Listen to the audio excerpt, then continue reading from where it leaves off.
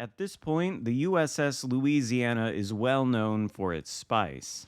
It's able to produce 10 Popeyes chicken wings every 30 seconds from its main battery guns. And of course, it can complement these chicken wings by dropping 6 very dense dinner rolls, you might say, into the water from the sky, courtesy of its planes. There is a way now that you can increase the capsaicin levels, though, on the Louisiana, and that's by adding Takanashi Hoshino to the batter for the chicken wings. That reduces their prep time from 30 seconds to 25. 5 second difference, perhaps not the biggest number in the world, but it does allow you to make the chicken wings and the dinner rolls complement each other a little bit more than they otherwise would. I'll show you what I mean as this battle develops. We find ourselves on the tiers of the cruisers map, luckily not playing a cruiser ourselves, and we spawned here near the Charlie Cap. It's very popular these days for battleships to abandon their spawn and not play it for no discernible reason whatsoever, but of course we are not going to fall prey to that trap. The Prinz Ruprecht, however, may fall prey to these 10 chicken wings, given the broadside he's showing to our part of the map. He is pretty far away, though, and he's getting further all the time, so I doubt this salvo is going to be all that spectacular. When it makes contact with the Prinz Ruprecht, we get our very first damage of the match. A paltry 5,600, but that's okay. We've got Venetia out there, who has spicy shells of his own, by the way. He takes away a lot of our HP with that initial salvo. This flight deck on the Louisiana is not especially well armored. It's a very good target for Venetia's sap. I think he did more than almost actually 20k to us right there, maybe a little bit more. We're trying to see if we can get these dinner rolls in the water and send them at the Shimakaze, but he's too close to the island, so it's just not going to happen. However, we do have BA Montana pushing in, and as everybody knows, that ship is pretty spicy itself. Like the Louisiana with the Hoshino build, that thing has a pretty short reload time. So I guess the question is, will a technically free-to-play tech tree ship like this be able to stand up against the might and weebery of the BA Montana? We'll find out as we approach the Charlie Cap, which is now occupied by a friendly Worcester. But of course, the Shimakaze is still inside of that cap, and there's one thing that I know about pretty much all Shimakaze players. All they want to do is launch their torpedoes into the broadside of a battleship.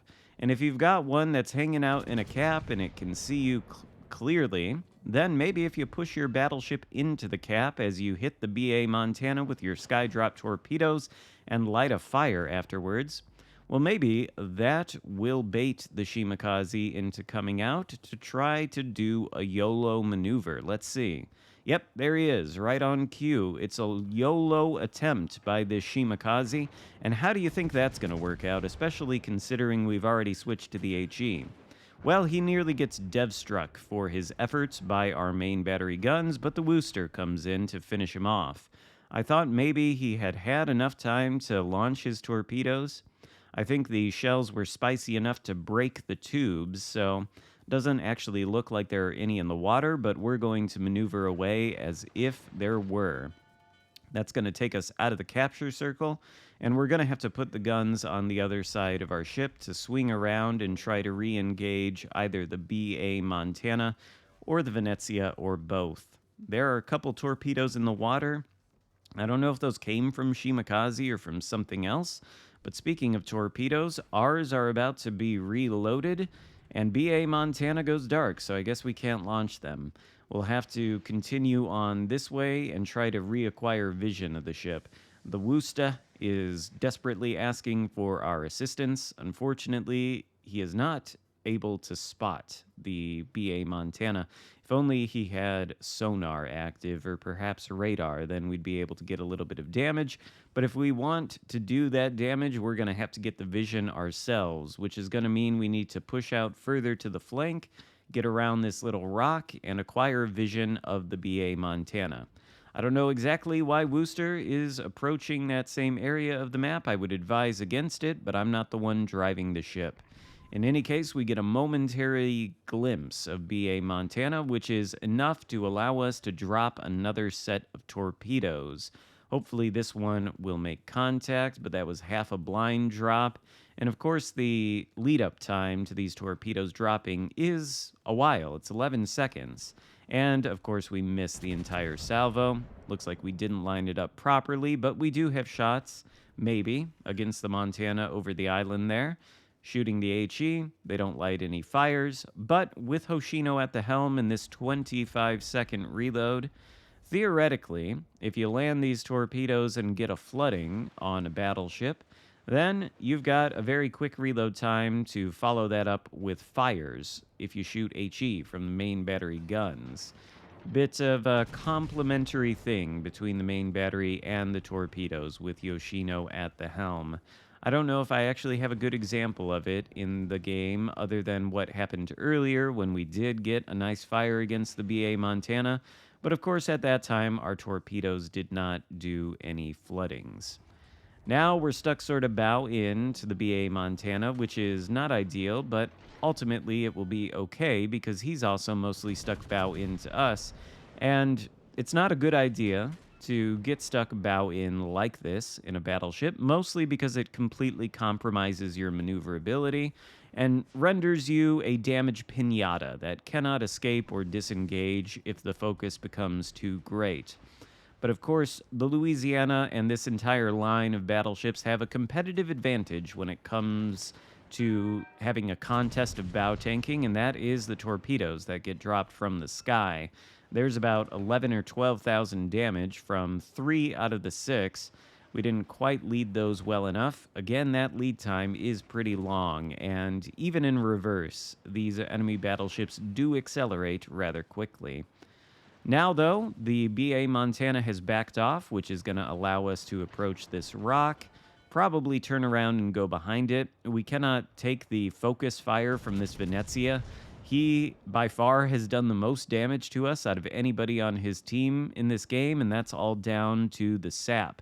It really does not feel good against the Louisiana's hull, and the Venetia, for his part, is a pretty well-armored cruiser, so he bounces the 2 shells that do make contact with him.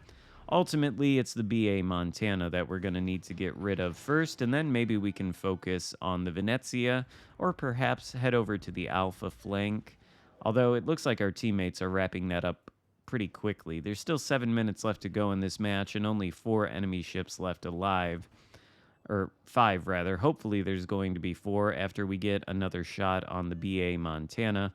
Can't drop torpedoes from the left of the ship, so we're going to have to go to the right. Maybe spending a little bit too much time lining up this torpedo drop, but frankly, I'm not very confident that these guns are going to do the trick here. They almost do. They get a nice 10K salvo into Montana's superstructure, but it's the torpedoes that we're going to need to really come through for us. And do they? Was the salvo on target? Looks like it. Well, half anyway. Only 3 hit. Monty is on pretty low HP. The Charlie cap is still red, so I guess we're going to turn around again. We've been doing a lot of circle spinning in this game, turning around, re-engaging, but that's the way of the battleship. It's just like any other ship. Sometimes you push in, sometimes you have to run away, and then you can push back in when the situation is a little bit more reset. At this point, I think it's just a 1v1. Me and BA Montana. Venetia is nowhere to be seen. And finally, we get the kill with the rear turret of Justice.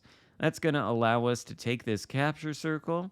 And then, well, the game is pretty much over. There's only 3 enemy ships left. The blue team has only lost 2. And maybe we'll be able to get a little bit more damage as time goes on. In any case, I just wanted to show you this match because it's yet more proof that Takanashi Hoshino, the BA collaboration commander, is ridiculously strong. And I'm starting to think, you can let me know in the comments section if you agree with me or not, but I think this proliferation of paid commanders, regardless of whether they're weebs or not, is a little bit of a problem for this game at this point. Some of these commanders, like Hoshino, just have ridiculous skills. Obviously, she allows you to massively reduce the reload time on the main battery guns, which not only benefits you with the Louisiana, but with pretty much every other American battleship out there.